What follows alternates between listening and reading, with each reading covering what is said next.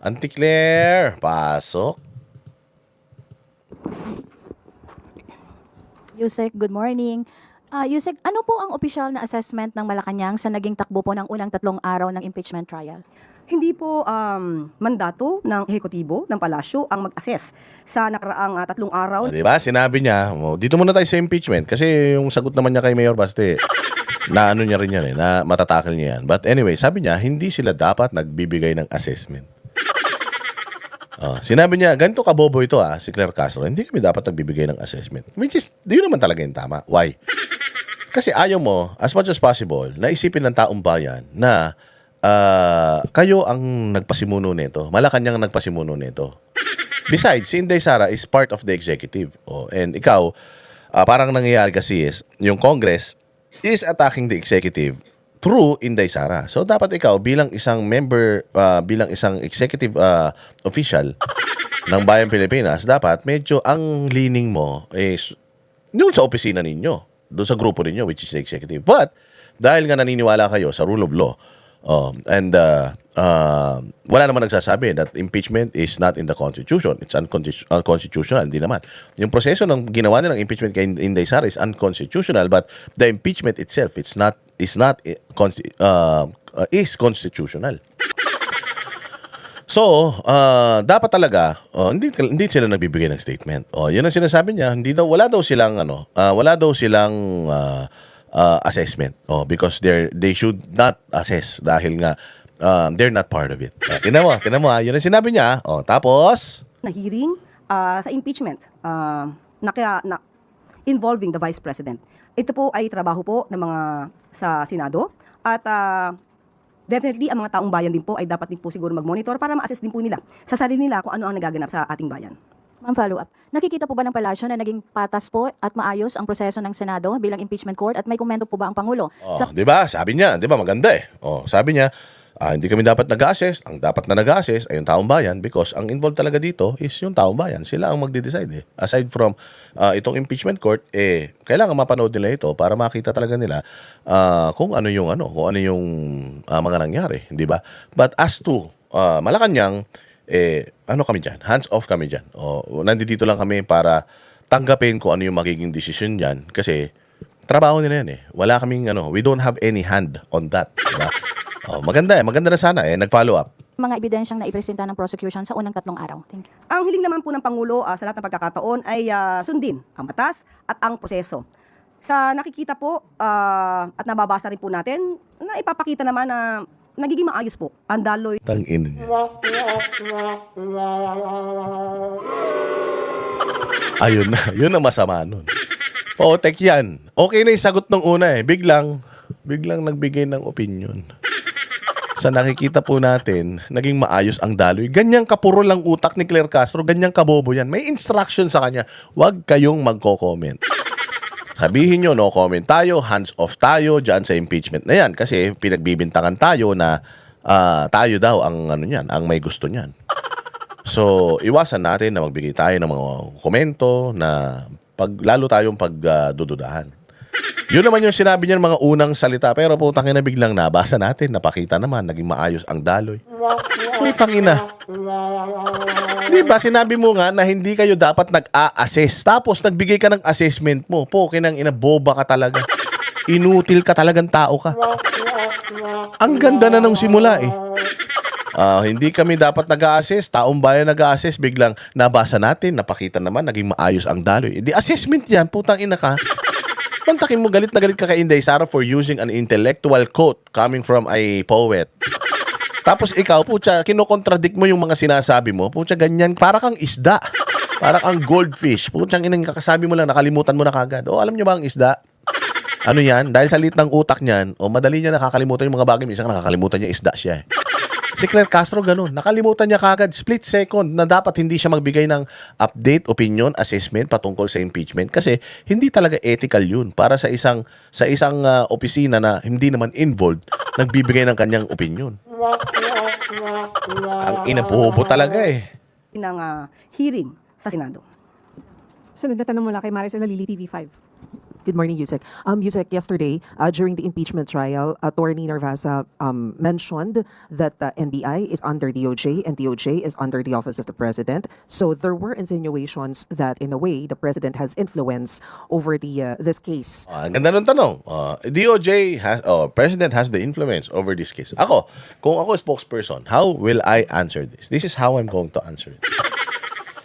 Again, it's within the powers. It's within the Senate impeachment court's decision whether itong mga insinuations na ito is yung believable. It's up to them.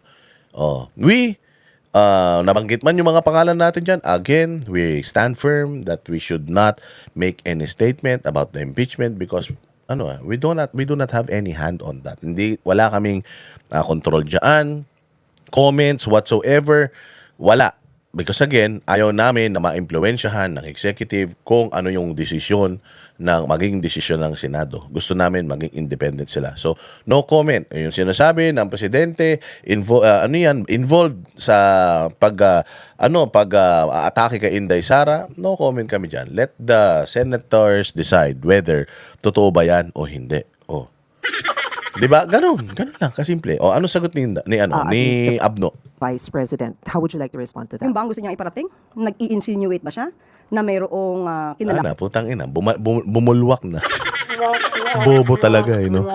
Ang bilis talaga niya mag-break ng karakter. Alam mo kung bakit? Putang ina, kasi bobo eh. Alam mo, sabi nga nila, when emotion is high, intelligence is low. And this person always has a high emotions and always consistent. Meron talaga siyang low IQ. Oo, low intelligence. Firm siya in the beginning. And then, ang dali niyang ma-trigger sa mga tanong ng mga reporter. Dapat ikaw ang may control sa mga reporter. Dapat ikaw nagko-control sa kanila na, Madam, as much as I want to comment on that, let's leave it to the senators. May tanong na naman. Follow-up question po. Ganun. Again, our position is we should not make a comment about it. Let's just wait for the process to roll. And let us wait for their decision whether it's sufficient, insufficient, guilty or not guilty. It's up to them. We're just here as spectators, and we cannot give you any comment, statement because we are not in the position to. Simple as that. Tapos kagad yung press conference. Putang ina yan kasi epal ito. Sabik ito sa aruga, sabik ito sa sabik siya sa yung atensyon ng tao dahil alam niya 2 years na lang, tain na naman ang tingin sa kanya ng mga Pilipino. Isang taon na lang, wala na sa posisyon si Bongbong Marcos. Wala nang silbi ito. Magtatrabaho na to sa TV5, sa ABS-CBN, sa GMA, magtatrabaho na to doon. Magiging normal na news personality na lang ito dahil lang para meron silang pinagtatawanan, ganun, naipapit sila. Bobo man to, wala mang utak to. Ang bilis niya mag-break ng karakter. Sabi ko nga sa iyo, napakasimple lang ng trabaho ng spokesperson. Sabihin mo ano yung mga magagandang nagagawa ng administrasyon. Kung hindi mo alam yung sagot sa tanong sa iyo, balikan mo sila, humingi ka ng sagot doon sa mga taga-gobyerno. And then, yung nakaraang question about this, ito yung sagot. Kung may follow-up question kayo, let's park it. Ipaparating ko ulit sa kanila. Yun naman trabaho ng isang spokesperson. Wala kang sariling opinion because ikaw nga ay mouthpiece ng bobong presidente. Pero ginagawa niya pa rin. I mean, putang ina niya, maniniwala ka sa tao na to. Yung trabaho niya, hindi niya alam kung paano niya gawin. Wala, napakahina nitong dapat pa ba natin pinapansin to? Okay lang. Wala mo kasing balita, kaya kailangan pansinin na lang tayo itong mga ulol na to. Baka akala nila ang gagaling nila Pero lagi nating sinasabi sa inyo na sa totoo lang, sa dami ng issue, sa dami ng taka sa gobyerno, tangina, mag-focus lang tayo rito. Solve na tayo, pero hindi. Hindi kailangan talaga pansinin din tong mga ganito kahit na nakakasawa na. Kailangan pa rin natin gawin to keep the fire burning sa puso ng mga Pilipino. Putang ina ng mga tumantakay mo, pasweldo mo yan, palamon mo yan. Lahat ng damit niyan, makeup niyan, pati yung shampoo niyan, puta lahat galing sa atin. Imagine yan. Tapos papayag tayo, ginagago-gago tayo niyan. Di gaguhin din natin. Natin hintuan itong mga ulol na ito. Tama ng Pangulo sa pag-imbestiga patungkol sa pagbabanta ng Vice Presidente sa kanyang buhay? Well, there were questions about it. Unang-una po, hindi naman po talaga dapat ma-question ang sitwasyon po ng NBI. Dahil alam po natin ang NBI, kahit wala pa pong pagbabanta, ang Vice Presidente ay under na po ito ng DOJ. At ang DOJ po ay parte ng ehekutibo. Para ipakita at nag-insinuate na may kinalaman ng Pangulo sa pag-iimbestigang ito ay ang Galit ka. Ba't gigil ka? Bakit ang bilis mo magsalita? Ba't ang tapang-tapang mo? Eh bakit nung hinarap ka ng mga OFW sa Canada, ba't tatameme ka, nagsumbong ka pa sa polis? Hindi ka naman pala matapang. Tangina, diyan ka lang pala sa podium matapang eh. Yan ang problema sa inyo eh. Pagka nasasampal kayo ng katotohanan, puta, napipikon kayo eh. Kasimple-simple naman yung tanong eh. They're insinuating that the president is behind this dahil siya ang may hawak. Then sasabihin mo lang naman it is the burden of proof is with the accuser. So if they're accusing the president of that, then they're in the right avenue to prove na the president has a hand on it. Nasa sa kanila na yan, they have to prove it. Kasi kami, we will deny it. Ganun lang naman kasimple yun. But then again, it's up to them. Nandiyan na sila sa korte. So, kung ano yung ebidensya na meron sila, to prove that, just show it there. Kami naman, naniniwala naman kami sa capacity ng Senado para, desisyonan ng lahat ng mga ito. So, nasa sa kanila, as simple as that, di ba? Ito yung kung ano-ano pa sinasabi, nagmamadali pa magsalita. Tangina, akala mo kagaling-galing eh. pinakamababa sigurong klase ng argumento. Ang NBI po ay may sariling mandato. Kung mayroong nakita at napatunayan naman po na may pagbabanta mismo sa buhay ng Pangulo at hindi lang naman isang tao, 2 tao nakakita ito, buong mundo ang nakakita ng pagbabanta sa buhay ng Pangulo. At buong mundo, sinasabi na it's not even a grave threat, direct threat. It's a conditional threat. Kahit nasabihin nyo pang walang conditional threat, tangina. Ano yan? Lahat tayo when we are emotional, nakakapagbitaw ng mga ganyang salita. Tama ba yun o mali? Minsan tama, minsan mali. Pero impeachable ba yun? Hindi. Impeachable ba yun? Hindi. Kasi putang ina naman, kalinaw-linaw eh. Kalinaw-linaw eh. If, huwag ka mag-alala sa buhay ko pagka namatay ako, at pinapatay nila ako, may kinausap na rin akong tao, napatayin sila. Halimbawa, si Inday Sara namatay sa dengue. Na lumabas, dengue. Mag-activate ba yung sinabi niya na patayin mo rin sila pag namatay ako? Hindi. Hindi. Kasi dengue kinamatay niya eh. Pero pag namatay ako at pinapatay nila ako, alam niyo naman yan eh. Pagka biglang nagkaroon ako ng bala sa utak, biglang sumabog yung kotse ko, putang ina, alam na natin kung sin may pakana niyan. Sabi nga nagsusumbong siya sa taong bayan. Nagsusumbong siya sa taong bayan na if something happens to me, singilin niyo sila. Because walang ibang gagawa nito kundi sila. Ganun lang naman yun eh. Plain and simple. Kung gagawin nating literal, okay man lang din. Pag ginawa niyong literal, makikita mo doon. Sa literal na meaning nung sinabi niya, na hindi mag-activate yung threat niya kung walang mangyayari sa kanyang masama. Matatakot ka lang sa threat niya kung may plano kang gawan siya ng masama. Sabi niya mamamatay sila pagka namatay ako at pinatay nila ako. So, ibig sabihin, papatayin niyo talaga siya. Bakit? Kasi, ganun ba? Kung mamamatay siya, pag pinatay namin siya, wala naman kami interest, papatay siya hindi niya kami ipapapatay, quits lang. Diba? Ganun lang naman kasimple yun eh. But the fact na threatened kayo sa sinabi ni Inday, ibig sabihin, may plano talaga kayo. Papatayin si Inday because you were threatened na pag na may nangyari sa kanyang masama sa pamamagitan ng katarantaduhan nyo o dahil sa inyong mga gawain, may mangyayari rin sa inyong masama. Pag na-threaten ka doon, ibig sabihin, may plano ka talaga kay Inday. Paulit-ulit na yung usapin na yan. Pero paulit-ulit din nilang sinasabi. Kaya paulit-ulit din nating ika-counter na yes, alam yan ng buong mundo and the whole world knows and the whole world thinks, mga bossing, na walang kwenta ito. Putsang ina, ginalit nyo eh. Ginalit nila kaya nga ang pinapakita nila yung mismong video lang na si Inday Sara yung nagsasalita. Hindi nila pinapakita ano yung reason. Kaya nga tinanong nung defense what's the reason why this Zoom meeting happened? Hindi nga masabi nung testigo nila na nangyari yun dahil sa Quadcom hearing na ipinakulong itong si Zulica Lopez. At itong Zulica Lopez na ito ay planong dukutin sa madaling araw, dalhin sa kung saan, at feeling nila threat yon sa buhay ni Zulica Lopez dahil hindi naman siya kriminal, pero bakit ginaganon siya? Yun na yun. Yung mga circumstances na yun magtutulak sa isang tao to say things na baka ayaw naman talaga niyang sabihin. Diba? But then again, nasabi niya yun and hindi naman niya dinideny at malinaw sa ating lahat that it was conditional. It was conditional. Sinabi niya na kung wag kayong mag-alala if something happens to me at sila yung may kagagawan, I asked someone to do the same to them. Tangina, nagtatanga-tangahan na naman kayo eh. ni First Lady at ni dating House Speaker. So, mandato po ng NBI na imbestigahan po ito. Imbestigahan. Imbestigahan and then klaruhin dun sa part. Alam mo, kay Inday Sara, klaruhin kung seryoso ba siya dito. O kung hindi naman pala, joke lang naman pala yun. O di dapat wala na yan. Ganito lang kasi yan eh. If you really think, itong si Marcos, Lisa Marcos, Bongbong, and itong si Romualdez, if they are really matreten sila doon sa sinabi ni Inday, they should have filed cases against Inday Sara for uttering those words, for grave threats. They should have, but did they? Hindi. Hindi sila nagsampa ng kaso. Ibig sabihin, walang kwenta yun sa kanila.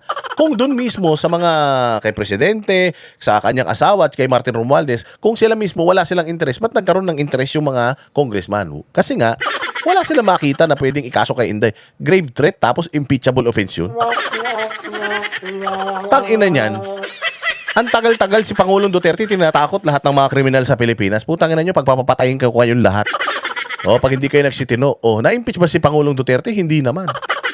O, ano ba sila? Nagsampa ba sila ng impeachment for threatening etong mga kriminal? Hindi naman. O, sino ba yung tinitreaten ni Inday Sara? Kriminal naman yung tinitreaten ni Inday Sara. So, masama ba mag-threaten ng kriminal? Hindi. O, ba't mo naman masasabi na kriminal? Boss Dada, yung tinitreaten ni Inday Sara. Kalinaw-linaw nung sinabi niya eh.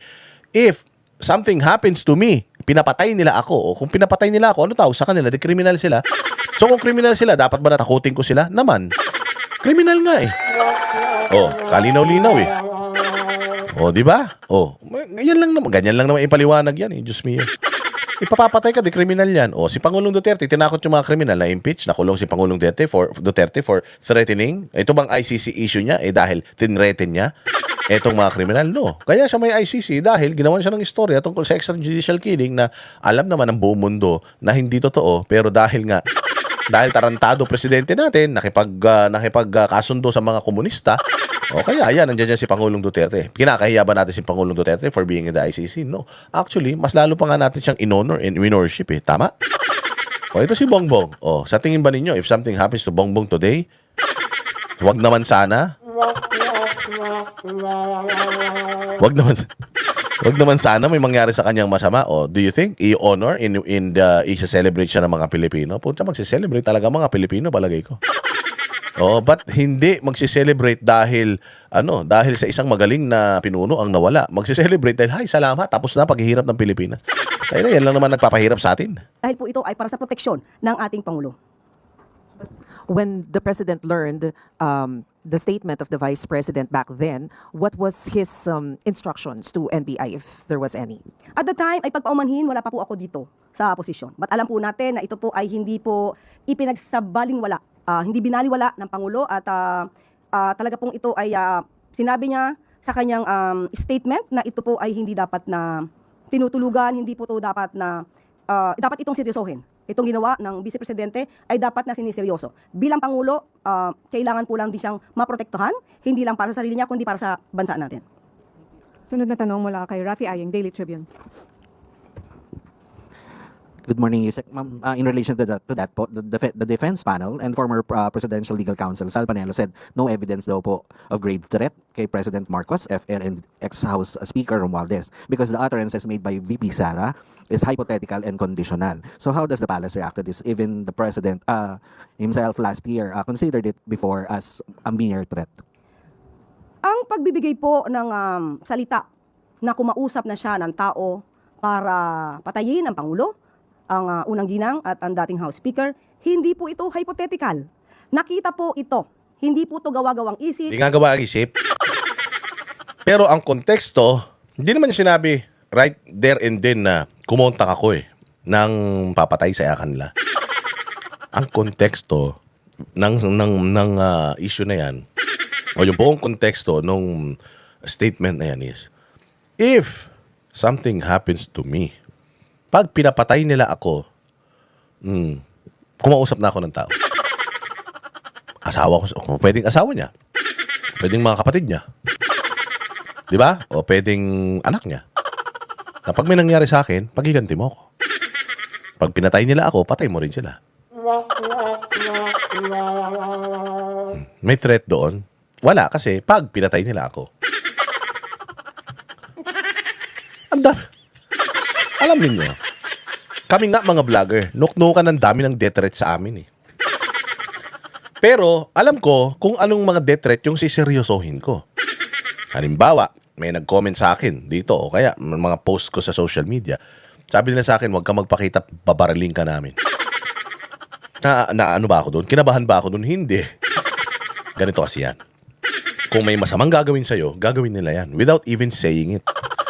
Oh, ang mga kriminal ganyan. Magpapaalam pa ba yan sa'yo? Pag ikaw umalis ng bahay mo, nanakawan namin bahay mo.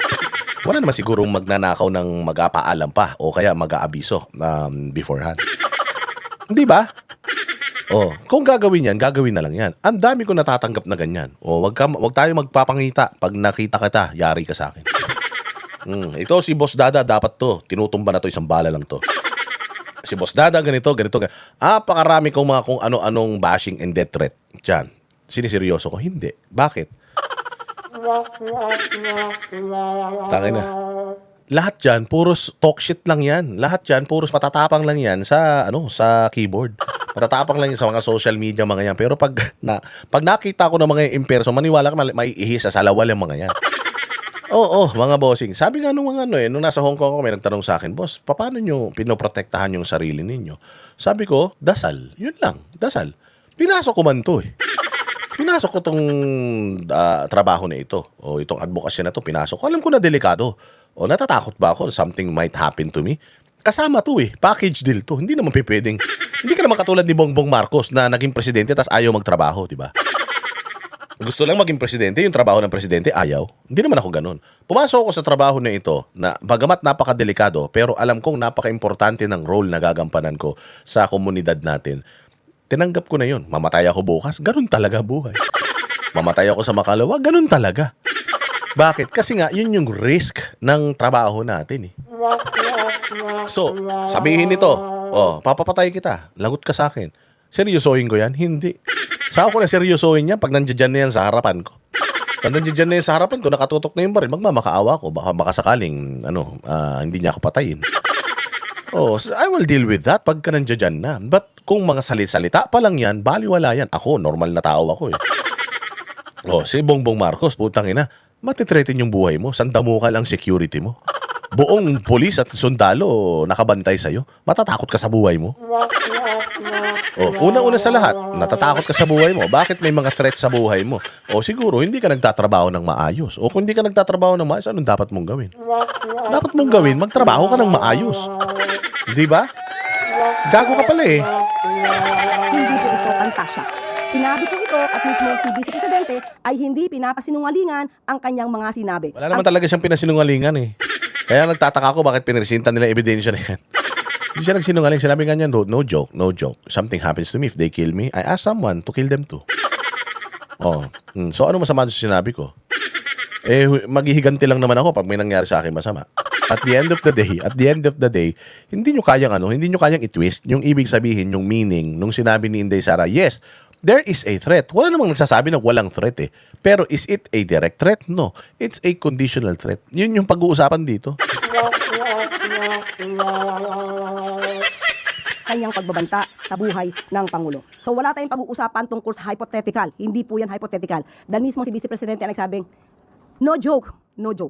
At patungkol po sa conditional, alam naman po natin, lalo-lalo na sa mga abogado.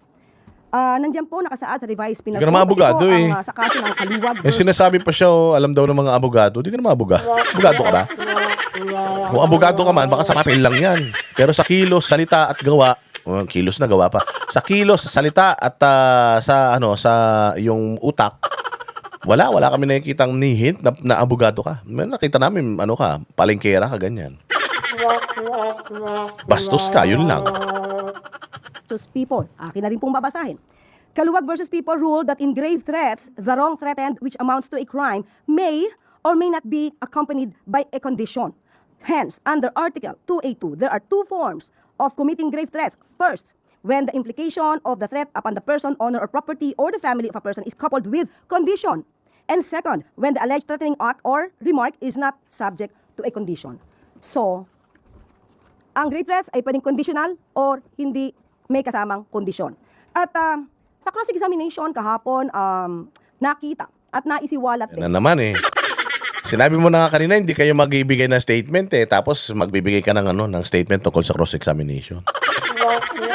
Paano ka maniniwala sa ganito? Sasabihin pa, alam ng mga abogado yan. Kasimple-simple, kinokontradict mo yung sarili mo. Hindi kayo magbibigay ng assessment. Tapos ngayon, sasabihin mo, naisiwalat kahapon sa cross-examination. Tangin na ka, hindi ka naman spokesperson ng impeachment trial ni Inday Sara. Gago talaga eh. Tangin na to si Claire Castro to. Wala talaga pag-asa to. Oh, wala na pag-asa. But anyways, yung pagdating dyan sa conditional, non-conditional, pagdating dyan sa bagay na yan, wala pa kasing ruling ang Supreme Court. So wala pang jurisprudence yan. Oh, it's up for debate. Oh, and ayun na nga, since it's up for debate, you have your opinion about it. Some people or other people has opinion about it. No, so pag-uusapan na yan dyan. Basta ako, naniniwala ako na ang ginawa na threat ni Inday Sara is not a direct threat. Yung ginawang threat ni Inday Sara is also, kumbaga, ang pinaguhugutan niya is yung current na issue na nangyayari at yung tanong sa kanya na hindi ka ba natatakot sa buhay mo. O, doon umikot yun eh. Hindi naman niya sinabi out of the blue. Bigla siyang tumayo sa podium at sinabi niya na, pag namatay ako, papapatay ko rin. O, may kinontract na akong assassin para patayin sila. Wala naman ganun. Tinanong siya tungkol sa kanyang safety at sinabi niya, hindi ako natatakot sa safety ko. And if something happens to me, no joke, I ask someone to do the same to them. Lalong-lalo na kung sila ang may kagagawan para mamatay ako. I talk to someone already. And I ask that person not to stop until may paghiganti mo ako.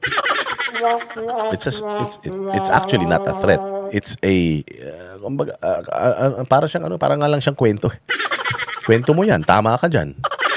Magaling ka dyan, kwento mo yan eh. Di ba? I mean, ganun tayo kabobo para lahat na lang ng mga bagay, siniseryoso natin. O, tangina niyan. Wala na talagang pag-asa bayan natin Pilipinas kapag kaganyan tayo ng ganyan. Diyos ko po. Yan ang panatero, walang inuurungan. Pag tama palakpakan, pag mali ay